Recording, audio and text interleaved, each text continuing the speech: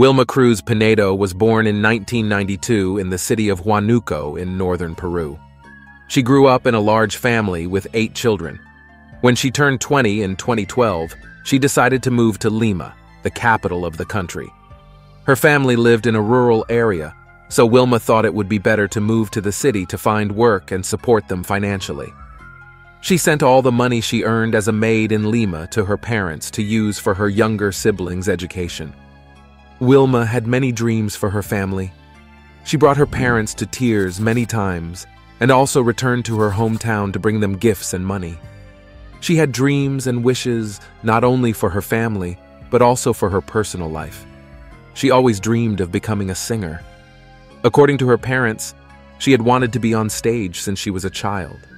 To realize this dream, Wilma attended a music school in central Lima in 2015. According to her teachers, she had a bright future ahead because she had a very good voice, was charismatic on stage, and was very diligent. They said that Wilma had clear goals and always kept them in mind, thinking that her triumph on the Peruvian stage was likely imminent. While studying and working, she had time to communicate on a social network where she met a man named Franklin. Initially, Franklin was interested in communicating with Wilma's cousin, but after meeting Wilma, he decided to keep in touch with her instead. After some time, they started dating and began a romantic relationship. Franklin was so close to Wilma that he attended the same school as her, but he studied keyboard and eventually wanted to become a musician. According to friends of the couple, Franklin was a very calm and focused person who would never hurt anyone. It seemed that Wilma had reached all the goals in her life.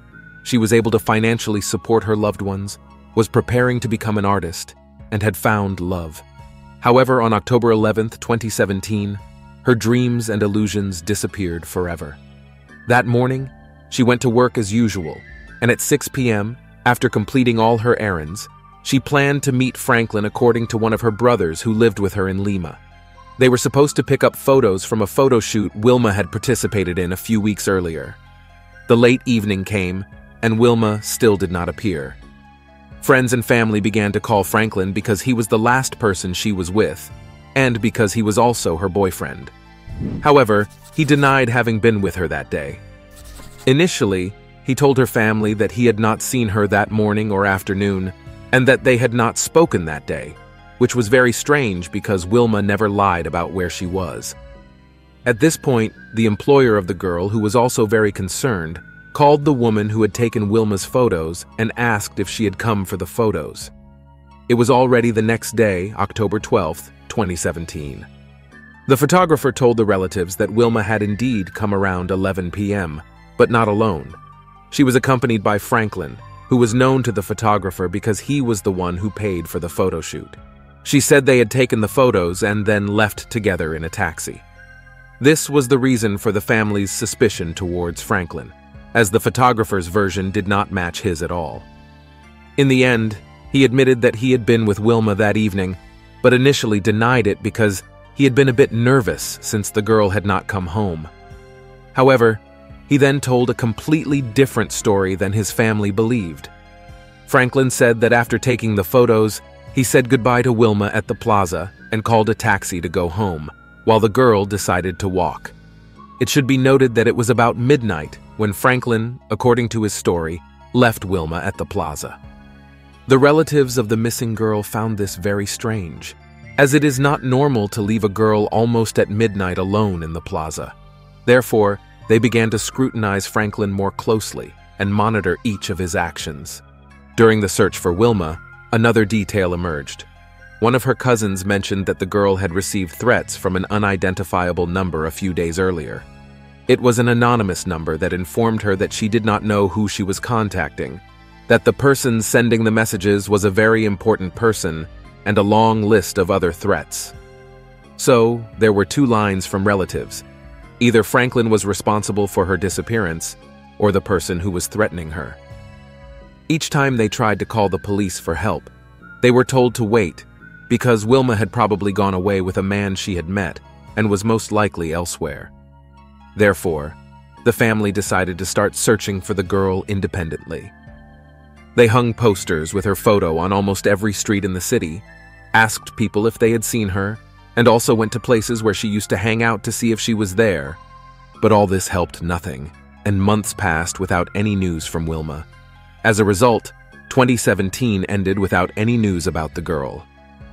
The last time Vilma was seen, or had any indication that she was alive, was when a surveillance camera from a store near the house where she worked captured her at 6 p.m. leaving the store. You can see the girl looking into the camera, and then a camera nearby films her from behind as she walks down the street alone. This was the only proof that Vilma was outside that day, but it was not conclusive because it was near her workplace. Only in January 201K did the investigations move forward, but not in the form hoped for by Vilma's family. km from Paso, on a stretch of road that served as a thoroughfare, a suitcase was found on January 8, 2018. A couple stopped there to take photos against the background of a beautiful sunset. Then the smell of decay began to attract their attention, and as they followed the smell, they saw a suitcase. Before opening the suitcase, which looked old and dusty, they decided to call the police. Security officers who arrived at the scene opened the suitcase and were shocked. Inside, they found the body of a young woman. Since the discovery was so shocking, various speculations appeared in the media.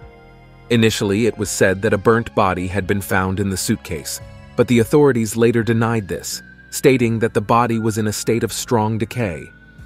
It is assumed that the body had been there for about 2 months. They established this hypothesis because they examined the insects found in the suitcase, and thus had an idea of when the body might have been left there. It was also known that the body belonged to a woman between the ages of 25 and 35. At this time, there were many cases of missing women with these characteristics in Lima, so identification was very difficult. However, with the help of fingerprints, it was still determined that the found body belonged to Vilma Cruz. To be absolutely sure, besides fingerprints, other methods of identity confirmation were used. Before her disappearance, Vilma had gone to the dentist to have a tooth removed, and this tooth was also missing. In addition, she had suffered a collarbone fracture as a teenager, which was also visible on this body. In the end, a DNA test was performed to confirm the identity, which turned out positive. Now the officers had to find out what had happened to the young woman, how long she had been there, and most importantly, who had done it. A thorough autopsy was not possible due to the state of decay, so it was assumed that the main cause of death was suffocation. However, there was no way to determine this at that time. A toxicological test was also performed, and it was found that Vilma was neither drunk nor under the influence of illegal substances at the time of her death. Then the investigations into the murder of the girl began, and as usual, they started with her partner, Franklin. During the months-long search for Vilma, the police became very suspicious of the man who did not cooperate in any way with everything that was done. He did not participate in her search and continued to live his life as if nothing had happened. Also, his alibi began to crumble. Franklin said he had spent the night of October 11th at the house of one of his friends, but this friend stated that he had not even seen the man that day. The police began to consider him the main suspect. The officers could access his text messages and social media posts, which showed that he had arranged to meet Vilma that day. They also checked the cameras at the plaza where he supposedly left the girl, and none of them showed that the couple was there at all. Days after the discovery of the body and 1 day after the identification, Franklin was arrested as the only suspect in Vilma's death. In his first statements after his arrest, the man said he did not know what had happened to the girl, he had no idea what she had been through, and he was completely innocent.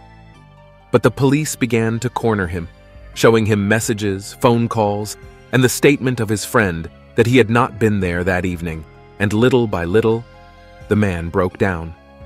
Vilma's family and friends said that whenever they asked Franklin about her, he was always very nervous. We must also remember that he first said he had not seen her, and a few hours later, he said he had been with her. The photographer who took the girl's photo also told the police that the man had threatened her a few days after the disappearance and said she should not talk about him coming with Vilma, because if she did not reappear, it would all be his fault. In the end, after all this, Franklin had no choice but to admit his guilt. He said that he had killed Wilma on October 11th, 2017. They had arranged to meet around 7 p.m., then they spent some time together, talked a little, went for a walk, and then took a taxi to take photos, went to the photographer's house, looked at the work, liked it very much, and left there happily. In the taxi, Franklin invited Wilma to come to his house. She agreed, and both went to the room he had rented in a 3-story house. Then they began to call the girl on her phone, which Franklin did not particularly like. According to him, Wilma did not answer calls, but sent text messages, and he also saw that she was sending several messages on social networks. Franklin said that at that time he became very jealous, yelled at Wilma, and that the argument then turned into a fight. To defend herself, she hit him in the face, after which the man got angry, grabbed her by the neck, and began to choke her.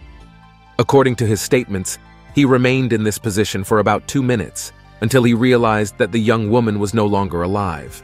When he realized what he had done, he took a suitcase he had at home and put Wilma's body in it. Franklin then called a friend named Oscar, who was a taxi driver, and asked him to help him take his suitcase to a deserted place. The man says that the taxi driver knew about the suitcase but did not know what was inside. Franklin paid Oscar 300 Peruvian soles for the trip and went to a very remote area where the suitcase was found and hid it in a place where he believed it would never be found. He did not suspect that a few months later, a young couple looking for the perfect place for a photo shoot would stumble upon it. After Franklin left the suitcase at this place, he returned to the taxi, went home, and continued to live as usual. He was asked if he regretted his deed, and he answered that this was not the case. There was a reconstruction of the events in which Franklin had apparently been involved, and various tests were conducted, including a luminol test in the man's room, which showed various bloodstains, so it is assumed that Franklin had beaten Wilma very brutally before choking her. After all the processes, the court in Lima in September 2019 sentenced this man. Wilma's family requested a life sentence. They talked about it in many media outlets and made it clear that they wanted this man to spend the rest of his days in prison. However, it turned out that the opposite was the case. The man was found guilty, but only had to spend 18 years in prison and pay compensation to his family. Franklin took Wilma's life because he felt that she belonged to him. He stole her dreams, took Wilma's parents' daughter away from her siblings, the person who had helped them move forward. Ultimately, Wilma was the breadwinner of her family and the one who helped them survive. Franklin said he did not regret what he had done. Many believe that he had been planning this for some time, and the psychological profile presented in court showed that he was a possessive and very calculating person. It is also known that Franklin had shown some signs of violence towards his ex-girlfriends. Before society, however, he always pretended to be a very calm person.